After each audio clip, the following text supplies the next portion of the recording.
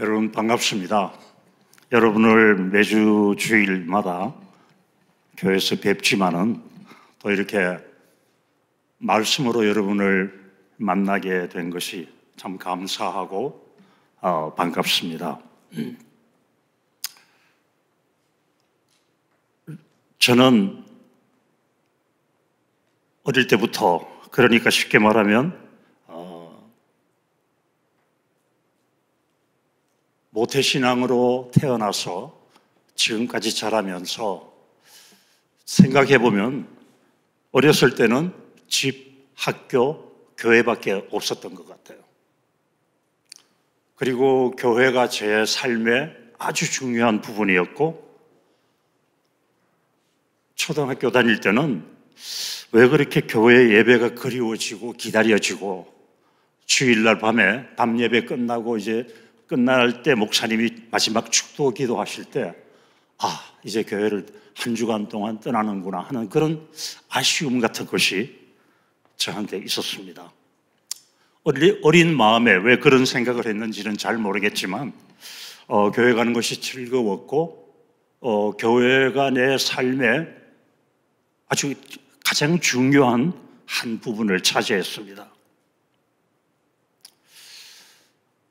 그때를 회상해보면 내 삶의 인생의 어린 초등학교 학생의 인생에서 교회가 큰 삶의 목표가 되었고, 또 교회에서 나의 정체성을 나 스스로 확인할 수 있었기 때문에 참 그게 좋았던 것 같습니다. 이렇게 인생에 있어서 자기의 인생의 목표가 무엇인지, 내가 무엇을 위해서 살 수 있고 내가 무엇을 위해서 내 모든 것을 다 바칠 수 있는지, 그것이 확실한 사람은 아주 행복한 사람입니다. 실제로 자기 인생에서 모든 것을 다 걸고 그것을 위해서 다 바칠 수 있다고 말할 수 있는 사람은 사실 그렇게 많지 않습니다.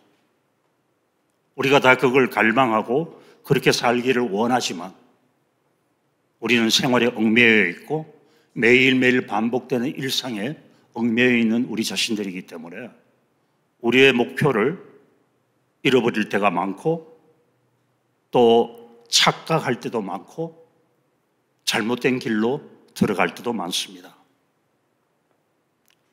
성경은 어떤 사람을 행복한 사람이라고 말을 하느냐 하면요, 구약 시편 1편에서 복 있는 사람, 또 신약 성경 마태복음 5장에서 팔복에서 말하는 복 있는 사람, 공통점이 있죠. 자기 자신을 위해서 사는 사람 아닙니다. 영원한 것, 변하지 않는 것, 절대 가치를 위해서 사는 사람을 복 있는 사람이라고 구약 성경에서 시편 1편에서 말을 하고 있고, 신약 성경 마태복음 5장에서 말을 하고 있습니다.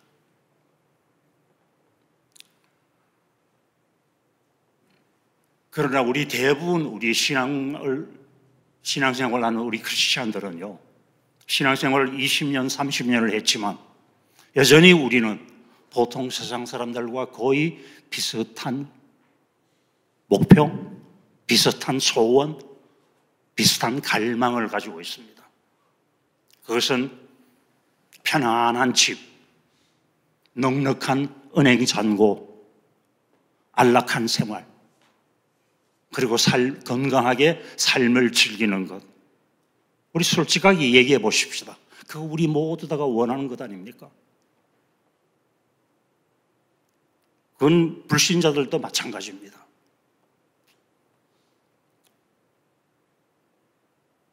우리가 살고 있는 세상은 50년, 60년 전, 그러니까 1960년대, 1970년대에 비하면은 비교가 될 수 없을 정도로 우리는 안락하고 풍족하고 편리한 세상에 살고 있습니다. 제가 가족 초청으로 미국으로 이민 온 것이 1983년이었습니다. 1년 동안 뉴욕에서 지내다가 풀러 신학교에서 선교학 석사 공부를 하기 위해서 LA 쪽으로 온 것이 1984년도였어요. LA 와서 미주 한국일보 광고판을 보는데 사진이나 서류를 한국어로 보내드립니다. 사진이나 서류를 한국어로 1시간 내에 보내드립니다. 깜짝 놀랐어요. 어떻게 사진이나 서류, 설계 도면을 1시간 내로 한국어로 보냅니까? 상상도 못할 일이었죠. 알고 보니까 그게 팩시밀리라는 전자기술이었습니다. 여러분, 요즘 팩스 사용하는 사람 거의 없습니다. 사진이나 서류나 설계 도면을 보내려면 카톡으로 사진 찍어서 보내면 1초 만에 갑니다. 그것도 공짜로.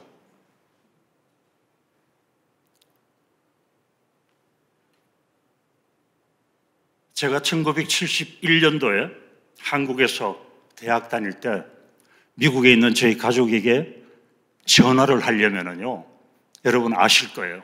국제전신전화국으로 전화 신청을 합니다.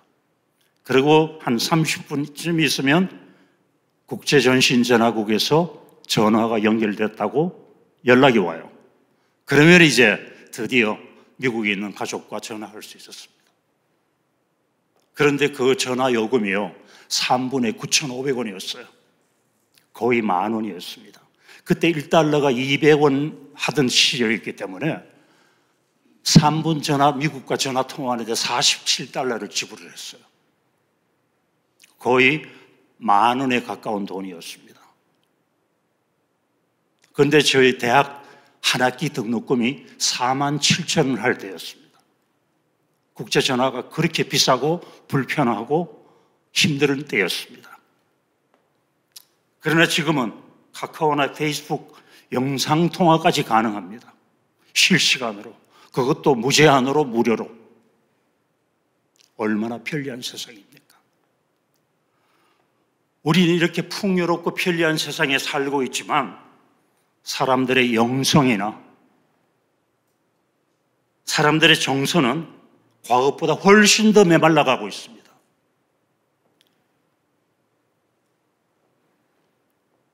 그때보다 더 정신질환자가 많아졌고 더 많은 가정들이 파탄나고 있으며 자살률이 세계에서 1, 2위를 다투고 있습니다. 이런 불행은 예외 없이 사람들이 어떤 가치관, 어떤 목표, 어떤 영원성을 갖고 있느냐에 따라서 결판이 나는 일입니다. 그런 목표를 상실한 사람은 인생을 아주 비참하게 살 수밖에 없어요. 외형적으로는 멀쩡하게 살아갑니다. 그러나 그 사람의 정서, 영성, 삶의 내면을 들여다보면요, 죄송합니다, 그런 말을 들은 적이 있어요. 한국에서 정신병자가 가장 많이 사는 지역이 서울 강남구라고 얘기를 합니다. 물론 그 말에는 좀 어폐가 있을 수 있지만 어쨌든 물질의 풍요만을 가지고 우리는 만족할 수 없는 DNA를 우리는 가지고 있어요.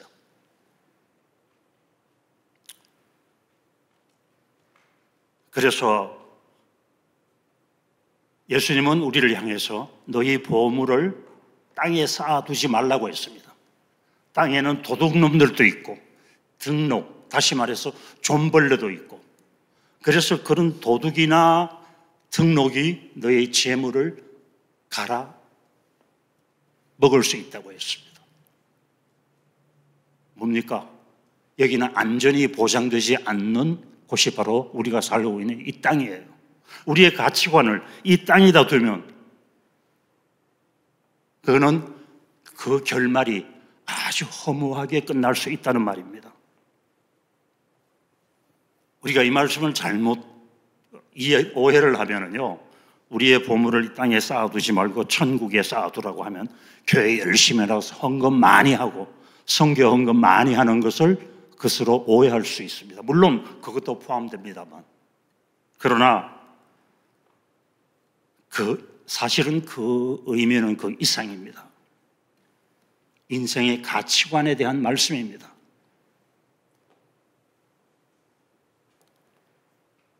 우리는 가장 가치 있는 일에 우리 자신을 헌신하고 돈을 쓰며 나의 관심과 생각과 시간을 바칩니다. 부인할 수 없어요.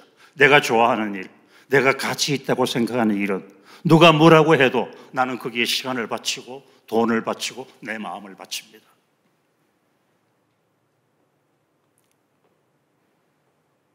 예수님이 보시기에 이 땅은요, 아주 불완전하고 위험하고 무언가를 영원하게 붙들어 둘 수 있는 것이 이 땅이 아니라고 예수님은 보셨습니다. 그리고 아무런 보상이 없는 곳이 바로 이 땅이라는 것입니다. 그래서 우리가 이 땅의 모든 것을 걸지 말고 이 땅의 삶이 우리의 삶의 모든 것이라고 착각하면서 살지 말고 우리는 하나님의 자녀로서 영혼을 바라보면서 우리가 가장 가치 있다고 생각하는 그것을 천국에다 두고 살으라는 말입니다. 사람은 동물과 달라서 배만 부르다고 해서 절대로 만족이 없습니다. 배가 불러서 순간적으로 만족은 있지만 더 좋은 음식, 더 고급 음식을 탐하게 되는 것이 사람입니다. 이 땅에 살면서 천국을 바라보고 영혼을 사모하면서 살아야 하는 사람들이 바로 우리들입니다. 초대교회 성도들, 말할 수 없는 고난 가운데서, 박해와 시련 가운데서 저들은 영혼을 사모하면서 그 어려움을 견뎌냈습니다. 그것은 마치 러시아 제가교회 교인들이 박해를 받으면서도 천국을 바라보면서 그 어려운 공산주의 박해를 견뎌내면서 이겨냈던 것과 마찬가지입니다. 영어에서 derail이라는 단어가 있습니다. derail은 열차가 노선을 탈선했을 때를 derail이라고 합니다. 그래서 대형 사고가 났을 때 열차가 탈선한 것을 영어로는 derail이라고 합니다. 많은 사람들이 지금 열차로 비유할 때 탈선했는데도 그것을 알지 못하고 살아가는 사람들 많습니다. 심지어 여러분들 용서하십시오. 우리 그리스도 교회 안에 성도들 중에서도 몸은 교회에 나와서 의자에 앉아서 주일 예배를 드리고 찬양을 하고 설교를 듣고 헌금을 드리지만 그 삶은 아까 말씀드린 대로 삶의 그 내면을 들여다보면 거의 탈선한 열차 바로 직전의 상황같이 살아가는 사람들 교회 안에 있습니다. 자신의 삶에 대한 의미를 찾지 못하는 사람들이 바로 그런 사람들입니다. 설교를 들어도 내 마음에 전혀 동요가 없어요. 찬양을 불러도 그저 기계적으로 입을 벌리고 찬양을 할 뿐이지 그 찬양이 내 마음을, 내 영혼을 울리지를 못해요.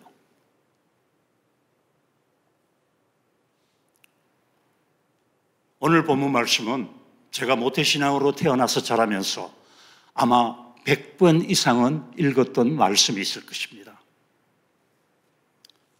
예수님께서 십자가 고난의 길을 앞두고 3년 동안 동거동락했던 제자들을 향해서 너희는 나의 친구라고 말씀하셨습니다. 폭탄적인 선언입니다. 여러분 생각해 보십시오.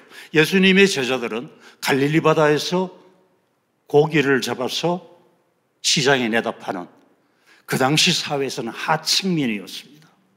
가난한 어부들이었습니다.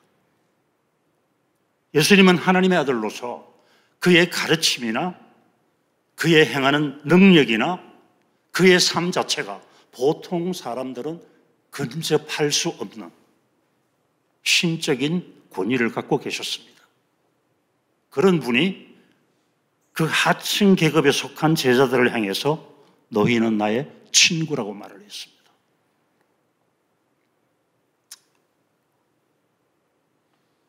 이 말씀이 제 눈에 갑자기 팍 들어왔을 때는 제가 대학을 졸업한 그 이듬해였습니다.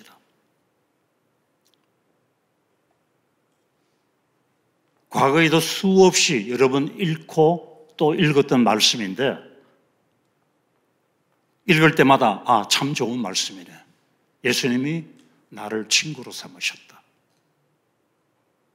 여러분 아까 우리 준비 찬양하면서 여러분 찬양에서 뭐라고 고백하셨는지 아십니까? 하나님의 신실한 친구가 되기를 원합니다 그랬어요. 하나님의 신실한 친구가 되기를 원한다고 우리는 찬양으로 고백을 했습니다.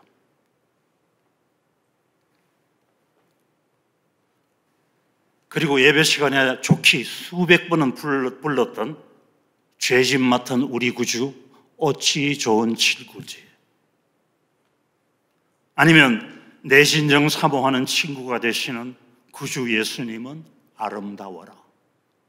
우리는 그저 기계적으로 불렀습니다. 예수님이 나의 친구가 된다는 것이 무슨 의미인지 모르고 그저 좋은 찬송으로, 은혜스러운 찬송으로 습관적으로 불렀습니다. 저도 그렇게 불렀습니다. 그런데 그날 밤 습관처럼 요한복음을 읽어 내려가다가 이 말씀에 제 시선이 꽂혔습니다. 내가 너희를 이제부터 종이라고 부르지 않고 친구라고 부르겠다고 했습니다.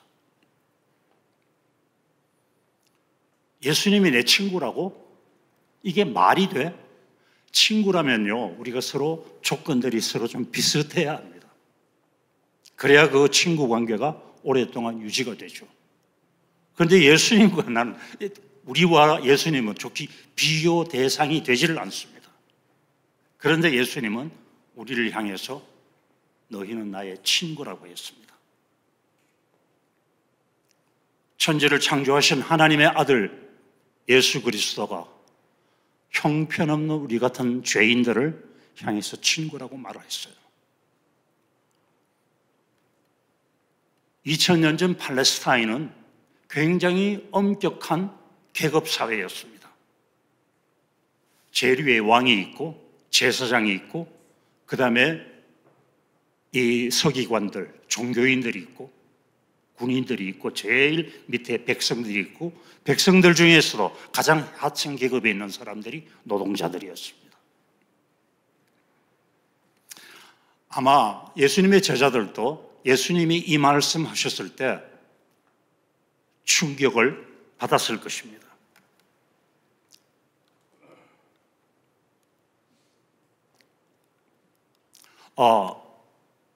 예수님은 제자들을 향해서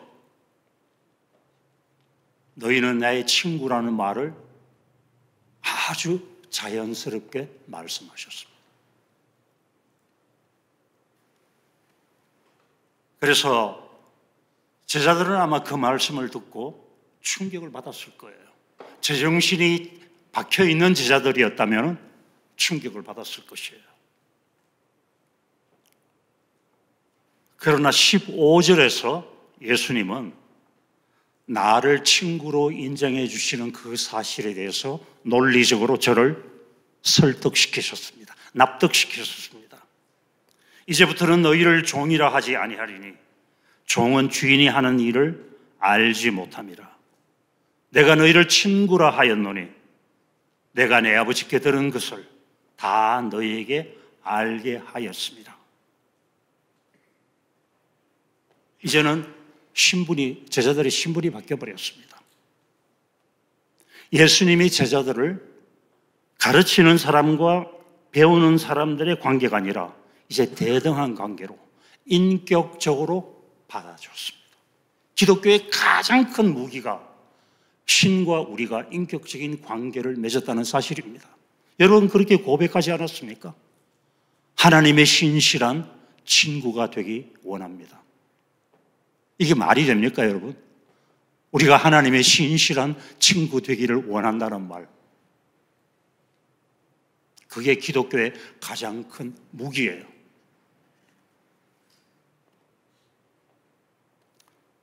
이 말씀에 저는 그 자리에서 무릎을 꿇었습니다. 저같이 이기적이고 형편없는 죄인을 예수님이 친구로 인정해 주신다는 사실을 저는 받아들일 수가 없었지만 그거는 기록된 사실 그대로 엄연한 사실이었습니다. 우리가 즐겨 부르는 Amazing Grace라는 노래 있죠. 그 노래를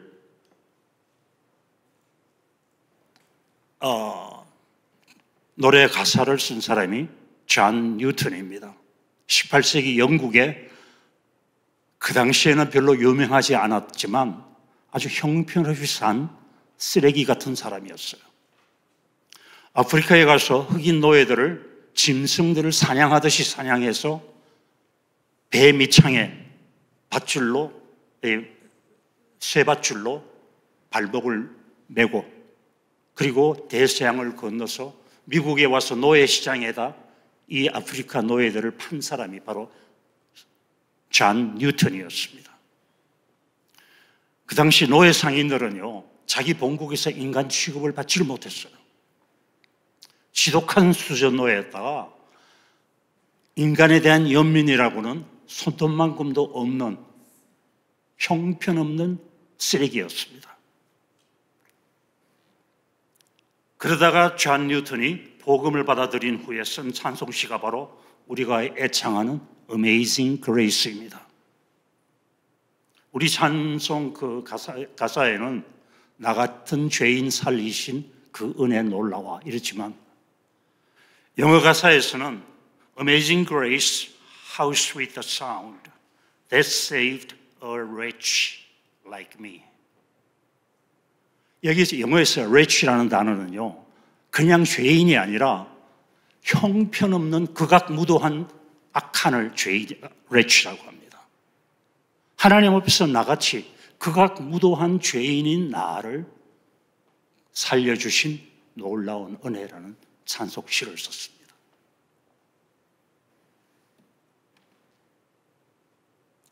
저는 존 뉴턴처럼 그런 극악무도한 죄인은 아니었지만 생각해보면 존 뉴턴이나 저나 50보 100보였습니다.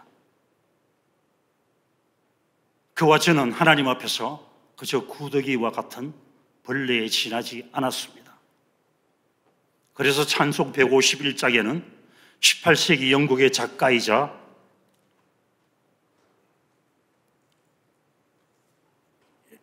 신학자였던 아이작 왓슨은 찬송가 151장에서 이런 가사를 썼습니다. 이 벌레 같은 날 위에 주 보혈 흘렸네. 이 영어 가사도요. Would he devote that sacred head for such a worm as I? 여기서 worm은요. 그냥 벌레가 아니라 구더기처럼 기어다니는 벌레 있죠. 징그러운 그런 벌레를 총체적으로 영어에서 worm이라고 합니다. 우리가 다 잘나고 우리가 다 스스로 대단하다고 생각하고 남보다 잘난 면이 몇 가지가 있다고 생각하는데 사실은 하나님 앞에서 똑같이 그나 나나 옆에 있는 사람이나 나나 하나님 앞에서 벌레와 같습니다. worm과 같습니다. 제가 요한복음 15장 말씀으로 받은 충격은 논리적으로 예수님은 나의 친구라는 걸 받아들였습니다. 이해는 됐습니다. 그러나 제 가슴으로 받아들이는 데는 약간의 시간이 필요했습니다. 머리로는 받아들였는데 가슴으로는 아직까지도 받아들이기가 어려웠습니다. 왜냐하면 너무나 엄청난 사랑을 내가 어떻게 받아들입니까? Why me? 왜 저입니까? 그런 질문이 저절로 나왔습니다.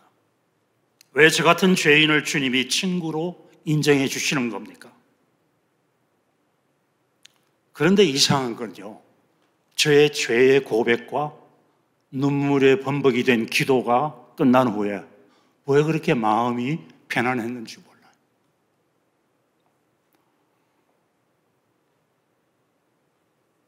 내 평생 만나보지도 못했고 음성도 들어보지도 못했고 얼굴도 모르는 예수님이 제 곁에 찾아와 주셨습니다. 제가 그분을 찾아간 것이 아니라 그분이 저를 찾아와서 먼 발치에서 저를 바라보고 계셨습니다. 얼마나 감사하던지요. 그리고 예수님은 편안한 얼굴로, 약간 엷은 미소를 띤 얼굴로 저를 바라보셨습니다. 아무 말씀하시지 않았습니다. 이제 더 이상 예수님이 내 친구라는 사실을 논리적으로 설명할 필요가 없었습니다. 내가 직접 경험을 했으니까요. 다만 이제부터는 예수님께 감사와 찬양밖에 없었습니다. 이유도 없었고 이유를 따질 필요도 없었습니다. 여기서 우리는 놓쳐서는 아니 될 말씀이 있습니다. 그것은 바로 본문 13절 말씀에 사람이 친구를 위하여 자기 목숨을 버리면 이보다 더 큰 사랑이 없나니. 예수님이 우리를 친구라고 선언하신 이후에 사람이 친구를 위해서 자기 목숨을 버리면 이보다 더 큰 사랑이 없나니. 바로 예수님 자신의 죽음을 염두에 두고 하신 말씀입니다. 우리 같은 죄인을 친구로 여기고 인정해 주시고 그리고 우리를 위해서 자기 목숨을 십자가에서 버리시는 그 고난을 염두에 두고 이 말씀을 하신 것입니다. 그래서 그런 맥락으로 보면 예수님의 죽음이 그냥 성경에서 말하는 하나의 역사적인 사건이 아니라 나와 깊은 인격적인 유대 관계에서 그 사건을 이해할 수 있습니다. 놀라운 것은요, 그날 이후로 제 기도가 달라졌습니다. 이전의 기도는 예수님께 끊임없이 뭔가 달라고 요구하는 기도였습니다. 이것도 주시고 저것도 해결해 주시고 이것도 채워주시고 저것도 들어주시고. 기도의 80%는 뭔가 달라고 떼쓰는 기도였습니다. 그렇게 열심히 간절히 기도했는데 응답되는 기도는 거의 몇 가지밖에 없었어요. 그래서 실망하고 예수님을 잠시 떠나 살 때도 있었습니다. 그러나 예수님이 친구가 된 이후로는 제 기도가 친구와 대화하는 형식의 기도가 되었습니다. 틀에 짜인 기도도 물론 필요하지만 개인적으로 기도할 때는 예수님께 내 마음을 열고 친구와 대화하는 식으로 기도를 했어요. 그리고 내가 일방적으로 예수님에게 계속적으로 뭔가 요구하고 예수님을 조르고 예수님을 설득해서 내가 원하는 것을 얻어내는 것이 아니라 예수님의 시선으로 나를 바라보기 시작을 했습니다. 내 기도 제목들을 바라보기 시작을 했습니다. 근데요, 그렇게 기도하니까 기도가 참 쉽고 편해져요. 우리는 기도를 할 때 어떤 강박관념을 갖고, 물론 절박한 내용으로 기도를 할 때는 강박관념을 가지고 기도할 수밖에 없지만 우리 기도를 가만히 분석해 보면요, 아마 50-60%는 예수님께 간구하고 매달리고 설득하고 떼쓰고 하는 그런 기도일 것입니다.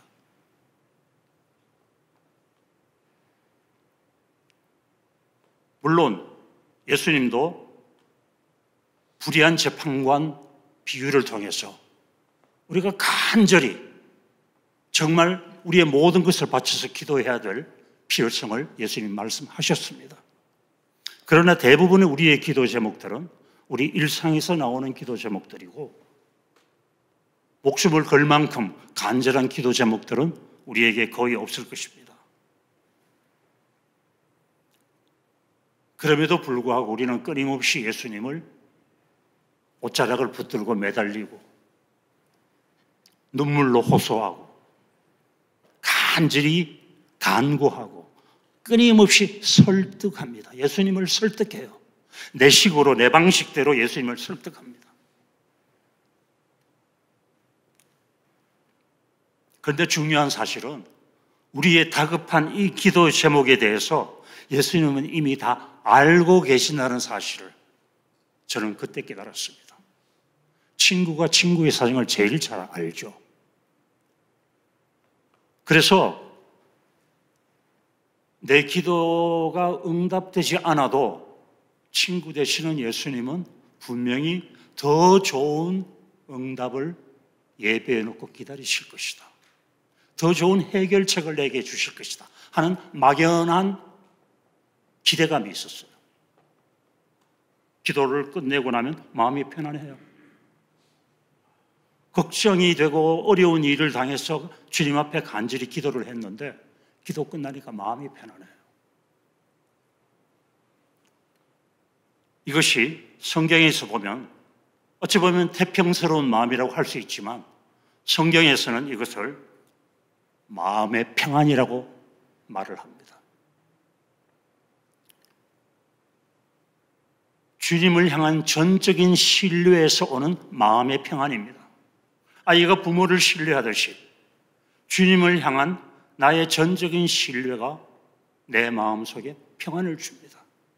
설령 이 기도 제목이 내가 원하는데 응답이 안 되더라도 언젠가는 하나님께서, 우리 주님께서 더 좋은 것을 예비해 놓으실 것이다. 70평생을 살아보니까요, 그게 정답이에요. 문제는 내가 원하는 때 기도 응답이 되었느냐 안 되었느냐, 그게 문제였는데 그것도 알고 보니까 하나님이 원하는 때와 내가 원하는 때가 달랐다는 겁니다.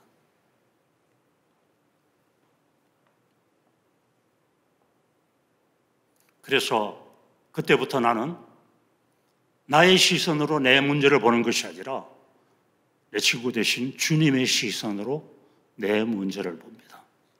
여러분 문제를 지금 다급하고 발등에 불이 떨어졌는데 1초가 지금 다급한 숟갈인데, 그런데 여러분 기도하시면서 한 발자국만 뒤로 물러서서 여러분의 문제를 한번 보십시오.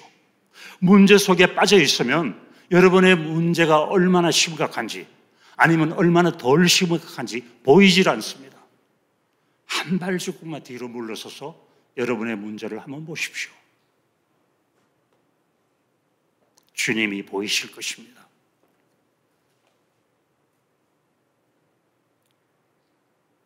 생각해 보십시오.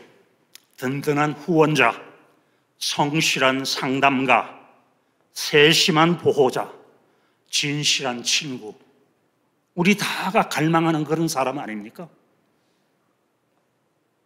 우리에게 물질적인 후원자, 우리 고민을 들어주는 상담가, 우리 생활을, 우리 삶을 딱 감싸 안아 보호해주는 보호자, 그리고 진실한 친구, 그분이 바로 예수님입니다.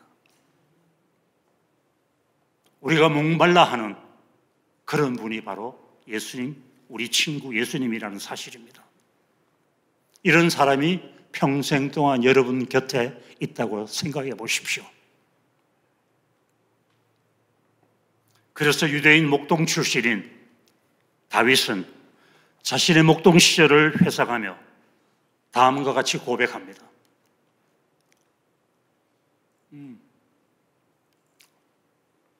이게 좀 잘 안 되네요. 목동 시절의 다윗은 내가 사망의 음침한 골짜기를 다닐지라도 해를 두려워하지 않을 것은 주의 지팡이와 막대기가 나를 안위하시나이다. 세상에 여러분, 이런 안전보장이 어디 있습니까? 주의 막대기와 주의 지팡이가 나를 안전하게 보호한다는 말입니다. 사실 우리는 양치기 목동이라고 하면요, 좀 낭만적으로 생각하는 경향이 있어요. 팔레스타인 지방의 양치기들은요, 보통 양 수십 마리를 목초지가 있는 곳으로 끌고 가면은 보통 한 2개월에서 3개월 동안 혼자서 야영을 합니다. 양들과 함께. 그러면 아무 일도 없는 밤이 오기도 하지만 어떨 때는 양의 냄새를 맡고 사나운 이리떼가 와서 양을 잡아갑니다.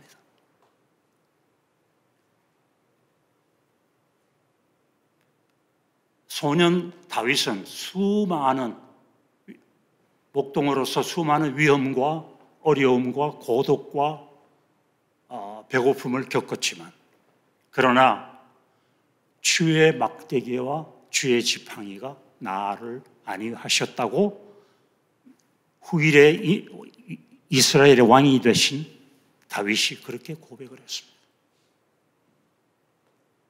여러분에게 주의 막대기와 주의 지팡이는 무엇입니까? 무엇을 의지하며 살고 계십니까? 여러분 예금잔고, 생명보험, 소셜 시큐리티, 물론 우리에게 의지가 되기도 하고 위로가 되기도 합니다. 그러나 그것은 완전하지 못해요. 우리 모두는 미국이라는 이 광야 같은 세상에서 최소한의 안전보장을 받고 있습니다. 바로 그런 겁니다. 911도 우리가 누릴 수 있는 안전보장 중에 하나입니다. 생명보험도 마찬가지입니다. 그러나 우리가 불시에 끔찍한 사고를 당했다고 한다면 911이 도착하기 전까지 우리의 안전은 어떻게 됩니까? 생명보험금이 지급되기 전까지 우리의 안전은 어떻게 됩니까? 평안은 사라지고 숨가쁜 순간들이 우리에게 밀려옵니다. 저는 지금부터 35년 전에 1991년에 정말 다윗의 유대 광야보다 더 험악한 소련 모스크바에서 가족을 데리고 선교 사역을 시작을 했습니다. 그리고 그곳에서 13년간 사역을 하면서 그야말로 산전수전을 다 겪었습니다. 저희가 운영했던 무료급 식소 나사렛 하우스는 아침 10시에 문을 열었는데 아침 8시부터 사람들이 한 100여 명이 줄을 서서 2시간 동안 서서 기다렸습니다. 러시아의 겨울은요, 아참, 그러니까 지난 토요일과 주일이 하지였죠. 6월 21일, 22일. 하지가 뭐냐 하면은 1년 중에 낮이 가장 긴 날이 하지입니다. 러시아에서는, 모스크바는 LA보다 훨씬 북쪽에 있기 때문에 여름 하지가요, 밤 11시까지 낮이 계속돼요. 11시가 돼도 길에서 그냥 신문을 읽을 수가 있어요. 그래서 러시아 사람들은 그것을 백야라고 말을 합니다. White Night. 그리고 11시 좀 지나면은 해가 지기 시작해서 새벽 한 3시쯤 되면 해가 뜹니다. 그리고 11시부터 새벽 3시까지도 완전히 깜깜한 밤이 아니라 우리로 말하면 우연 새벽 같아요. 그래서 흰 밤, 백야라고 말을 합니다. 반대로 겨울이 되면, 여기로 말하면 동지 때가 되면은요, 밤이 그만큼 길고 낮이 그만큼 짧습니다. 그래서 아침 8시가 돼도 깜깜해요. 계속 눈이, 한방눈이 계속 매일같이 내리고 영하 15도, 20도에서 러시아 사람들이 제 무릎 식소에서 2시간 동안 줄을 서서 기다립니다. 그때 저희 무료급 식소를 이용했던 사람들이 매일 찾아오는 사람이 100명이 넘었습니다.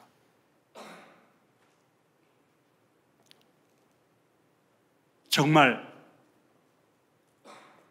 러시아는 그 당시에 그 혹독한 겨울 날씨도 문제였지만 사나운 이리떼 같은 러시아 교통경찰들, 우리 선교사들이 제일 스트레스 받는 대상이 바로 교통경찰이었습니다. 아무나 잡아서 벌금을 때립니다. 뇌물이 없으면 살아갈 수 없는 사람들이 러시아 공무원들이었습니다. 지금 북한 공무원들과 똑같습니다.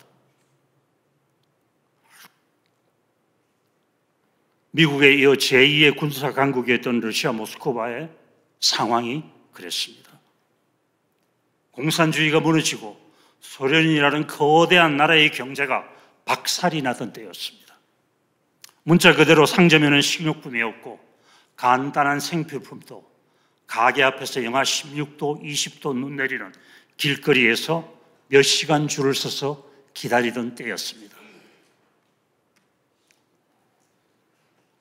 여러분, 매일매일 같이 먹고 살기 위해서 식료품 가게에서 추운 겨울에 2시간씩 줄 서야 한다면 여러분 살아갈 수 있겠습니까?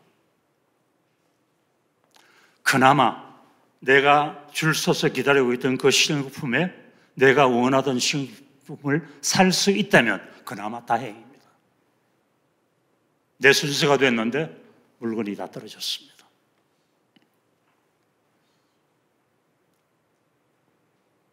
그야말로 하박국 3장에 기록된 대로 무화과나무에는 무화과가 없고 포도나무에 포도가 없고 외양간에는 소와 양이 없던 것과 똑같은 최악의 절망적인 상황이 1990년, 1991년, 2년 러시아였습니다. 게다가 부패한 경찰이 범죄 조직인 마피아와 내통하는 나라에서는 안전을 보장받을 수가 없습니다. 경찰이 우리를 지켜주지를 못해요. 경찰과 마피아의 경계선이 허물어져 버린 그런 상황이었습니다. 어떤 안전 보장도 없었습니다. 하나님이 지켜주지 아니하시면 가족을 데리고 거기서 살아갈 수가 없었습니다. 어느 날 아침 8시 반에 신호 대기 중이었던 저희 현직 직원 알렉사이가 몰던 밴을 누군가가 뒤에서 들이박았습니다. 놀랍게도 사고를 낸 운전자는 러시아 경찰이었습니다. 30대 후반 경찰이었는데 아침 8시 반에 이미 보드카가 이만큼 취해 있었습니다. 그리고는 그 젊은 경찰은 저희 러시아 직원에게 모든 수리비는 다 부담할 테니까 자기 상관에게 보고하지 말아달라고 신신당부를 했습니다. 그리고 전화번호를 주었습니다. 그런데요, 며칠 동안 이 친구에게 아무리 전화를 해도 전화를 안 받아요. 그래서 저와 저 러시아 직원은 이제 경찰서를 찾아갔습니다. 찾아갔더니 경찰서장이라는 친구가 아주 야릇한 미소를 띠면서 나와요. 그리고 그 젊은 경찰을 출장 보냈다고 그래요. 그리고 봉투를 하나 주는데 이게 뭐냐고 그랬더니 돈 1,000불이었어. 그러니까 수리비 1,000불이라고 그래요. 제가 그 견적서 3,700불이 나온 견적서를 보여줬더니 1,000불을 받으려면 받고 아니면 그냥 가라고 제 등을 떠밀어요. 우리 러시아 직원이 저는 막 화가 났는데 러시아 직원이 저를 설득해서 이거라도 받는 게 러시아라고. 아무 소리 하지 마. 여기는 미국 아닙니다. 이거 받아갖고 갑시다 그러더라고요. 나중에 우리 선교사들한테 그 얘기를 했더니 박 목사님 돈 1,000불이어야 됩니까? 대부분은 한 푼도 못 받습니다 그래요. 그리고 저보고 밥을 사라 그래요. 그게 러시아입니다. 경찰이 주중에 아침 8시 반에 보드카에 만취가 되어서 일반 시민차를 뒤에서 들이받습니다.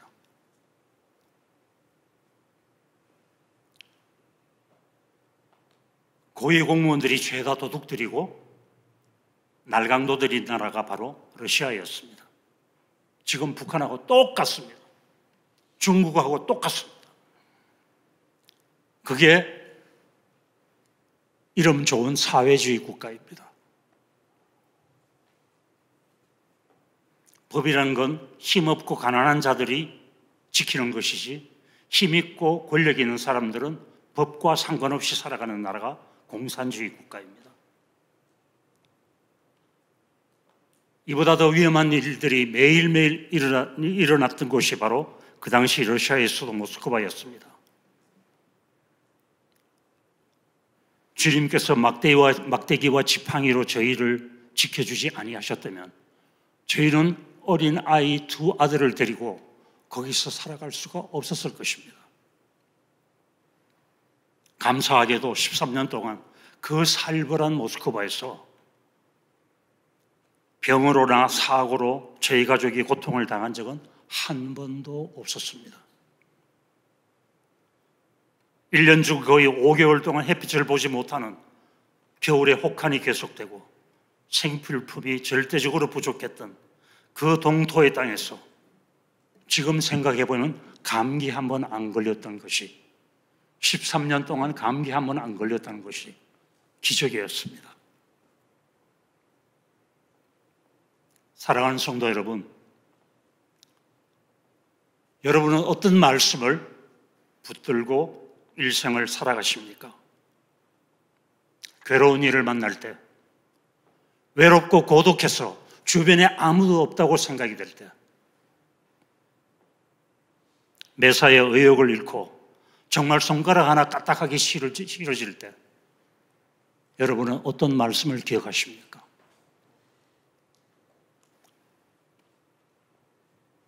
다시 말해 여러분에게 다윗이 고백한 주의 막대기와 주의 지팡이 같은 말씀은 어떤 말씀입니까? 또 시편 119편 105절에 시편의 기자는 이렇게 기록합니다. 주의 말씀은 내 발의 덕이요 내 길에 빛이 나이다라고 했습니다. 다른 말로 바꾸면 주의 말씀이 없이는, 내가 붙들고 있는 이 주의 말씀이 없이는 나는 등불도 없이 깜깜한 암흑의 길을 걸어가는 것과 똑같다는 말입니다. 주의 말씀이 있기 때문에, 주의 말씀이 내 길에 등불이요 내 발에 빛이기 때문에 내가 안전하게 이 죄악된 세상을 살아갑니다라는 고백입니다. 이제 말씀을 맺겠습니다. 결국 주님을 향한 우리의 신앙의 핵심은 신뢰입니다. 내가 전적으로 입으로만 말이 아니라 나의 모든 것을 걸고 주님을 신뢰하느냐 하는 문제입니다. 내가 살고 있는 이 환경이 최악의 상황으로 바뀐다 할지라도 나는 끝까지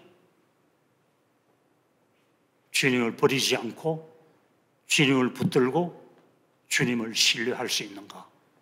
여러분 스스로 한번 물어보시기를 바랍니다. 내가 가진 모든 것이 내게서 떠나고 건강도, 내 재물, 재산도, 자녀도 다 내게서 떠날 때 나를 사랑하시고 나를 위해서 목숨을 바치시고 피 흘리셨던 그 주님을 내가 끝까지 붙들 수 있는가? 신뢰할 수 있는가? 그의 말씀을 내가 끝까지 붙들고 천국에서 그를 만날 수 있는가? 여러분 스스로 한번 물어보시기를 바랍니다. 여러분이 예수님을 진정한 친구로 받아들일 때 우리는 그 친구를 배반하지 않고 끝까지 친구 관계를 유지하면서 신뢰 관계를 유지하면서 그의 말씀을 붙들고 우리는 이 땅을, 이 험악한 광야 같은 세상을 승리하며 살아갈 수 있을 것입니다.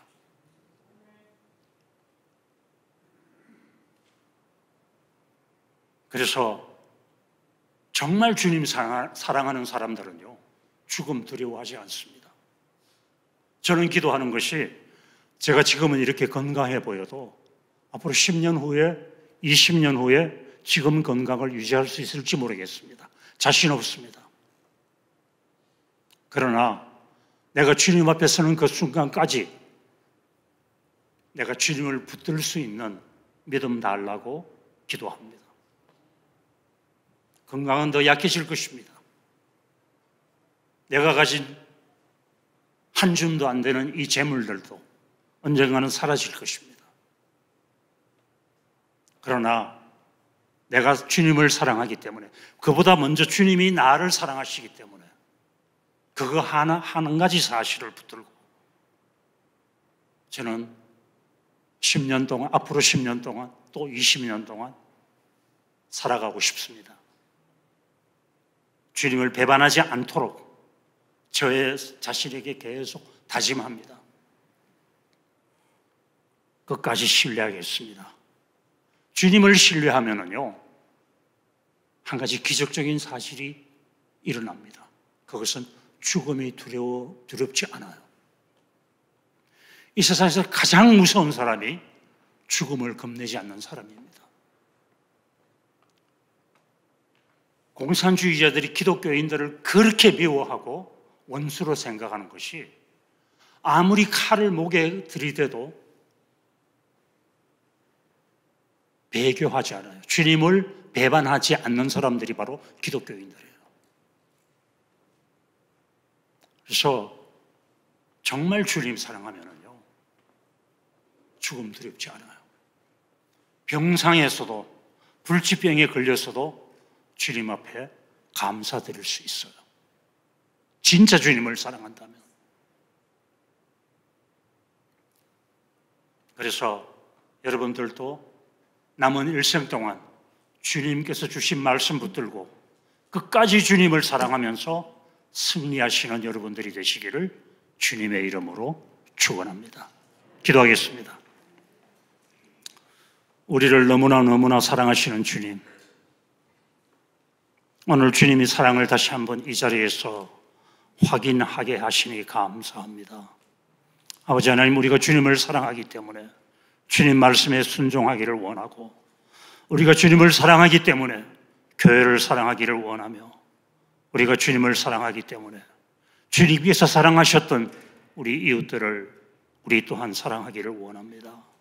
사랑하시는 주님, 우리가 어려운 환경에 처해 있다 할지라도 주님 바라보면서 주님께서 내게 주셨던 말씀을 붙들고 끝까지 승리하는 우리 사랑하는 믿음의 가족들이 되도록 축복하여 주시옵소서.